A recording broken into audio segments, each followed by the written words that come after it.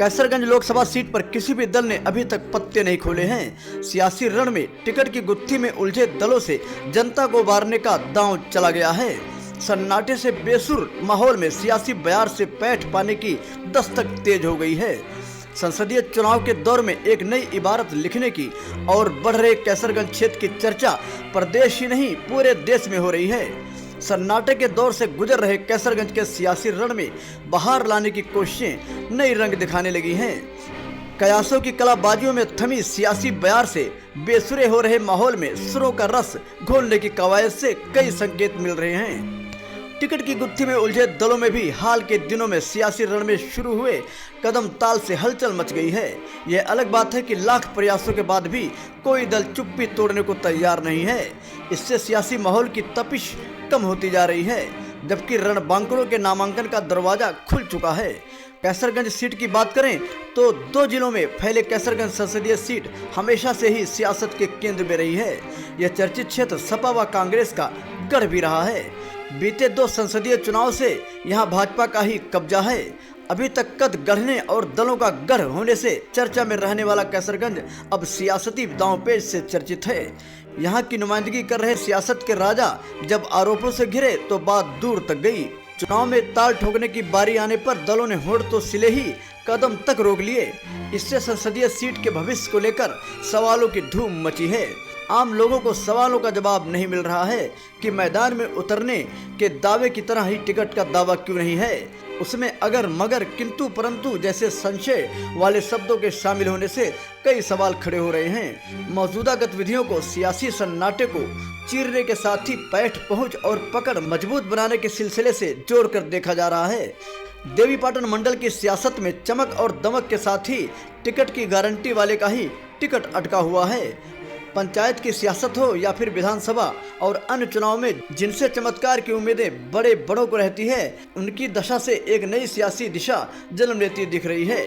कैसरगंज से भाजपा चाहे जो कर रही है, उसकी टीम गांवों में मुस्तैद है। सियासी मैदान सजाए गए हैं और सिर्फ सेनापति का इंतजार है। यहाँ की सियासत से सपा व बसपा में भी अजीब सी बेचैनी है। इन्हें भी डर लग रहा है कि ये जो सपने सजाए बैठे हैं कहीं उस पर भी पानी न फिर जाए। बताते चले कि उत्तर प्रदेश के कैसरगंज लोकसभा सीट से टिकट को लेकर तमाम कयासों के बीच बृजभूषण शरण सिंह ने एक बार फिर बड़ा बयान दिया है, जिसका वीडियो सोशल मीडिया पर काफ़ी तेजी से वायरल हो रहा है।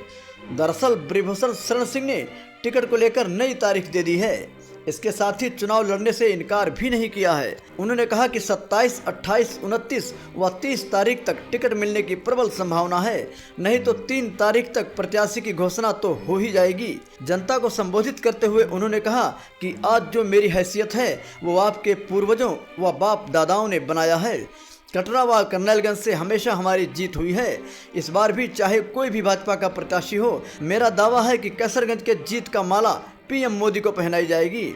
अब देखना तो यह है कि कैसरगंज के चुनावी कुरुक्षेत्र में महारथी अर्जुन बनकर बृजभूषण युद्ध करते हैं या फिर कृष्ण की तरह सारथी बनकर घोषित योद्धा को विजय दिलाते हैं। ये सच्चाई है कि अगर हम कुछ भी है, मैंने कहा मैं सामान्य परिवार में पैदा हुआ, हो सकता है 10 बीघा खेती आपके पास ज्यादा रही हो, मेरे पास कम रही हो, लेकिन आज जो ये हैसियत बनी है, इस हैसियत को अगर किसी ने बनाया है तो आपके पूर्वजों ने बनाया है, आपके बाप दादाओं ने बनाया है। और चाहे जैसी परिस्थिति रही हो, आज तक हम कटरा और करनैलगंज से कभी चुनाव हारे नहीं है। आज मैं ज्यादा समय आपका नहीं लूंगा। यहां की स्थिति ऐसी है कि अभी प्रत्याशी नहीं, हम भी अभी प्रत्याशी नहीं, लेकिन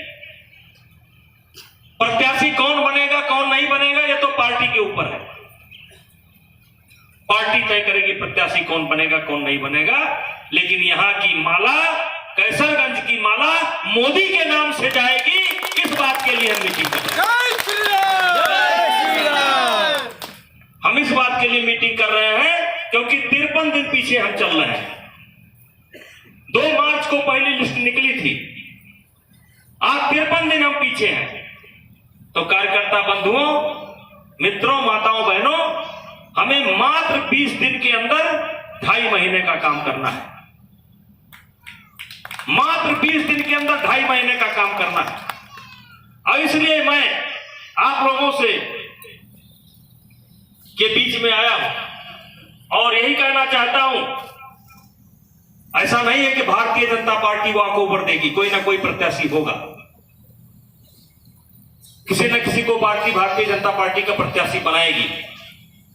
तो इसलिए मैं आपसे कहना चाहता हूं, हमें चाहे मंच पर बैठे हो चाहे नीचे बैठे हो, सबसे कहना चाहता हूं, हमें 2.5 महीने का काम 20 दिन के अंदर पूरा करना है। मुझे उम्मीद है कि 27 को भी प्रत्याशी घोषित हो सकता है, 28 को भी हो सकता है, 29 को भी हो सकता है, 30 को भी हो सकता है। 3 के पहले तो प्रत्याशी घोषित ही हो जाएगा और 3 के पहले अगर प्रत्याशी घोषित हो जाएगा, पर्चा दाखिल हो जाएगा, तो यहाँ की माला मोदी जी के नाम से ही जाएगी। इसी बात के लिए इस मीटिंग को मैं कर रहा हूँ। हम उम्मीद करते हैं कि ये वीडियो आपको जरूर अच्छा लगा होगा। न्यूज NNC 24 आपके लिए देश विदेश की खबरों के साथ ऐतिहासिक कहानियाँ, प्रेरक कहानियाँ, podcast, interviews, health issues, Bollywood news, sports और ऐसे अन्य पहलुओं के बारे में आपको सही जानकारी देने की कोशिश करता है। दोस्तों, ऐसी ही और वीडियोस देखने के लिए न्यूज NNC 24 चैनल को सब्सक्राइब करें, जिससे आने वाली हर अपडेट आपको मिलती रहे। आप अपने फीडबैक को हमारे चैनल न्यूज NNC 24 के कमेंट बॉक्स में भेज सकते हैं।